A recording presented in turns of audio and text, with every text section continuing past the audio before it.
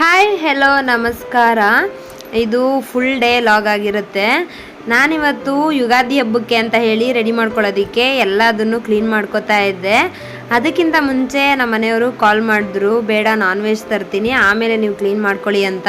ಹಾಗಾಗಿ ಕ್ಲೀನಿಂಗ್ನ ಪೋಸ್ಟ್ಪೋನ್ ಮಾಡಿ ನಾನು ಇಲ್ಲಿ ಅಕ್ಕಿ ಒಂದನ್ನು ಮಾತ್ರ ವಾಶ್ ಮಾಡಿ ನಾನು ಟೆರೆಸ್ ಮೇಲೆ ಹಾಕೋತಾ ಇದ್ದೀನಿ ಪೌಡರ್ ಮಾಡಿಸೋದಕ್ಕೆ. ಅಕ್ಕಿ ಹಿಟ್ಟು ಖಾಲಿಯಾಗಿದೆ, ಹಾಗಾಗಿ ಚೆನ್ನಾಗಿ ಅದು ಸೊಸೈಟಿ ಆಗಿರೋದ್ರಿಂದ ಚೆನ್ನಾಗಿ ವಾಶ್ ಮಾಡಿ ಅದನ್ನು ಬಿಸಿಲಿಗೆ ಇದ್ದಂಗೆ ಹಾಕೋತಾ ಇದ್ದೀನಿ. ಒಂದು 2-3 ಅವರ್ಸ್ ಅಷ್ಟೇ ಚೆನ್ನಾಗಿ ಡ್ರೈ ಆಗಿಬಿಡುತ್ತೆ. ಅದನ್ನೆಲ್ಲ ನಾವು ಹಾಕ್ಬಿಟ್ಟು ಕೆಳಗಡೆ ಬರೋಷ್ಟರಲ್ಲಿ ನಮ್ಮ ಯಜಮಾನ್ರು ಬಂದರು ಫಿಶ್ ತಗೊಂಡು. ಇವತ್ತು ಫಿಶ್ ಸಾಂಬಾರು ಆ ಥರ ಏನೂ ಮಾಡ್ತಾ ಇಲ್ಲ, ಇವತ್ತು ಫಿಶ್ ತವಾ ಫ್ರೈ ಮಾಡ್ತಾರಂತೆ. ಇವತ್ತು ಅವ್ರ ಕೈಲೇ ಮಾಡ್ಕೊಂಡು ತಿನ್ನಿಸ್ಕೊಳ್ಳೋ ಅಂಥ ಭಾಗ್ಯ ಸಿಕ್ಕಿದೆ ನನಗೂ ನಮ್ಮ ಪಾಪುಗೂ. ಜೊತೆಗೆ ಮೀನು ಸ್ವಲ್ಪ ಸ್ಮೆಲ್ ಬರೋದ್ರಿಂದ ನಾನು ಸ್ವಲ್ಪ ದೂರನೇ ಅಡುಗೆ ಮಾಡೋದ್ರಲ್ಲಿ ಫಿಶಲ್ಲಿ. ಅವರಂತೂ ತುಂಬ ಅಂದರೆ ತುಂಬ ರುಚಿಯಾಗಿ ಮಾಡ್ತಾರೆ. ಅವ್ರ ಅಮ್ಮ ಮಗ ಇಬ್ಬರು ಅಷ್ಟೇ, ನಮ್ಮ ಅತ್ತೆಯವರು ಅಷ್ಟೇ ತುಂಬ ಅಂದರೆ ತುಂಬ ರುಚಿಯಾಗಿ ಮಾಡ್ತಾರೆ. ನನ್ನ ಹಸ್ಬೆಂಡೇನೆ ಮೀನೆಲ್ಲ ಕ್ಲೀನ್ ಮಾಡಿಕೊಂಡ್ರು. ಅವರಿಗೆ ತುಂಬ ಚೆನ್ನಾಗಿ ಅದೆಲ್ಲ ಮಾಡೋದಕ್ಕೆ ಬರುತ್ತೆ. ನಾನು ಮಾಡ್ತೀನಿ ಅಂದರೆ ಅಷ್ಟಕ್ಕಷ್ಟೇ, ನನಗೆ ಅಷ್ಟು ಚೆನ್ನಾಗಿ ಫಿಶ್ ಮಾಡೋದಕ್ಕೆ ಬರೋದಿಲ್ಲ. ಅದಾದಮೇಲೆ ಅವರು ಫಿಶ್ ತವಾ ಫ್ರೈ ಮಾಡ್ತಾ ಇರೋದ್ರಿಂದ ಮೀನನ್ನ ಸ್ವಲ್ಪ ಕಟ್ ಮಾಡ್ಕೋತಾ ಇದ್ದಾರೆ. ಮಸಾಲೆ ಎಲ್ಲ ಒಳಗಡೆ ಹಿಡಿಬೇಕು ಅಲ್ವಾ, ಅದಕ್ಕೆ ಅದರೊಳಗಡೆಗೆಲ್ಲ ಚೆನ್ನಾಗಿ ಹಾಕಿ ಮ್ಯಾರಿನೇಟ್ ಮಾಡೋದಕ್ಕೆ ಇಡಬೇಕಾಗಿತ್ತು. ಹಾಗಾಗಿ ಅವರು ಚಾಕುಲಿ ಸ್ವಲ್ಪ ಕಟ್ ಮಾಡಿಕೊಂಡ್ರು. ಅದಾದಮೇಲೆ ಒಂದು ಪಾತ್ರೆಗೆ ಶುಂಠಿ ಬೆಳ್ಳುಳ್ಳಿ ಪೇಸ್ಟು, ಅದಕ್ಕೆ ಕಬಾಬ್ ಪೌಡರ್ ಇದೆ ಅಲ್ವಾ, ಅದನ್ನು ಹಾಕ್ಕೊಂಡು ಸ್ವಲ್ಪ ನೀರು ಹಾಕ್ಕೊಂಡು ಗಟ್ಟಿಯಾಗಿ ಕಲಿಸ್ಕೊಂಡ್ರು. ಇವರು ಮೊದಲಿಂದನೂ ಕೂಡ ತುಂಬ ಚೆನ್ನಾಗಿ ಅಡುಗೆ ನಾನ್ ವೆಜ್ಜಲ್ಲಿ ತುಂಬ ಟೇಸ್ಟಿಯಾಗಿ ಮಾಡ್ತಾರೆ. ನನ್ನ ಹಸ್ಬೆಂಡ್ ಮಾತ್ರ ಅಲ್ಲ, ನಮ್ಮ ಅತ್ತೆಯವರಾಗಲಿ ನಮ್ಮ ಮಾವವ್ರನ್ನಾಗಲಿ ಎಲ್ಲರೂ ಅಷ್ಟೇ. ಈಗ ನಮ್ಮ ಮಾವ ಇಲ್ಲ, ಆದರೆ ನಮ್ಮ ಅತ್ತೆ ಕೈಲಂತೂ ಇನ್ನೂ ರುಚಿಯಾಗಿ ಬರುತ್ತೆ. ಯಾಕೆಂದರೆ ಅವ್ರು ಮೊದಲು ಕೂಡ ಹೋಟೆಲ್ ಇಟ್ಟಿದ್ರು, ನಾನ್ ವೆಜ್ ಹೋಟೆಲ್ಲು.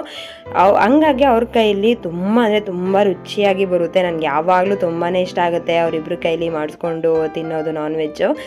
ನಾವು ಮಾಡೋದಕ್ಕಿಂತ ಹೆಚ್ಚು ರುಚಿಯಾಗಿ ಬರುತ್ತೆ. ಅದು ಹೇಳ್ತಾರಲ್ಲ, ಅಭ್ಯಾಸ ಆಗಿರೋ ಕೈಗೆ ಅನ್ನಪೂರ್ಣೇಶ್ವರಿನೇ ಹೊಲ್ದಿರ್ತಾಳಂತೆ, ಆ ಥರ ಆಗಿದೆ ಅಲ್ಲಿ. ಅದಾದಮೇಲೆ ಆ ಹಿಟ್ಟನ್ನ ಮೀನಿಗೆ ಚೆನ್ನಾಗಿ ಒಳಗಡೆಗೆಲ್ಲ ಮಸಾಲೆಗಳನ್ನ ಹಾಕಿ ಮ್ಯಾರಿನೇಟ್ ಮಾಡೋಕ್ಕಿಟ್ವಿ. ಅದಾದಮೇಲೆ ನಾವು ಸ್ವಲ್ಪ ಎಣ್ಣೆ ಹಾಕ್ಕೊಂಡು ಒಂದು ಬಾಣಲಿಗೆ ಆ ಮ್ಯಾರಿನೇಟ್ ಆಗಿರೋವಂಥ ಮೀನನ್ನು ಚೆನ್ನಾಗಿ ಫ್ರೈ ಮಾಡಿಕೊಂಡ್ರು. ಆ್ಯಸ್ ಯೂಶ್ವಲ್ ಕಬಾಬ್ ಮಾಡ್ತಾರಲ್ವ ಆ ಥರ ಫಸ್ಟು ಫುಲ್ ಫ್ರೈ ಮಾಡಿಕೊಂಡ್ರು.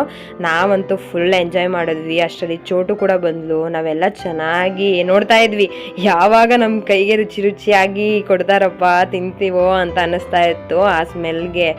ಮತ್ತು ಅವ್ರು ಮಾಡ್ತಾ ಇರೋ ರೀತಿಗೆ ಎಲ್ಲ ತುಂಬ ಅಂದರೆ ತುಂಬಾ ಖುಷಿ ಆಗುತ್ತೆ. ಅವ್ರು ನಮಗೆ ಮಾಡ್ತಾ ಇದ್ದಾರೆ. ಏನು ತಿನ್ನಕ್ಕೆ? ಫಿಶ್ ಕಬಾಬ್ ತಿಂತೀರಾ? ಓ, ಹೆಂಗ ಅನಿಸ್ತೈತೆ ಫಿಶ್ ಕಬಾಬ್ ಮಾಡ್ತಾ ಇರೋದು? ಯಾರು ಫಿಶ್ ಕಬಾಬ್ ಮಾಡ್ತಾ ಇರೋದು? ನಿನ್ಗೂ ಚಿಕ್ಕಪ್ಪ ಆಗ್ಬೇಕಾ?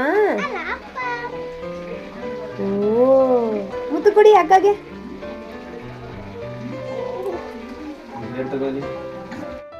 ಅವರು ಎಲ್ಲ ಮೀನುಗಳನ್ನು ಡೀಪ್ ಫ್ರೈ ಮಾಡಿ ಎತ್ತಿಟ್ಬಿಟ್ಟು ಸ್ವಲ್ಪ ರೆಸ್ಟ್ ಮಾಡಲಿ ಅಂತ ಹೋದರು. ನಾವು ಅಷ್ಟೊತ್ತಿಗೆ ಒಂದು 4-5 ಹಸಿರು ಮೆಣಸಿನ್ಕಾಯಿನ ತೊಗೊಂಡು ಗ್ಯಾಸ್ ಫ್ಲೇಮಲ್ಲಿ ಸುಟ್ಕೊಂಡ್ವಿ. ಸುಟ್ಟರೆ ಅದು ತುಂಬಾ ಚೆನ್ನಾಗಿ ಬರುತ್ತೆ.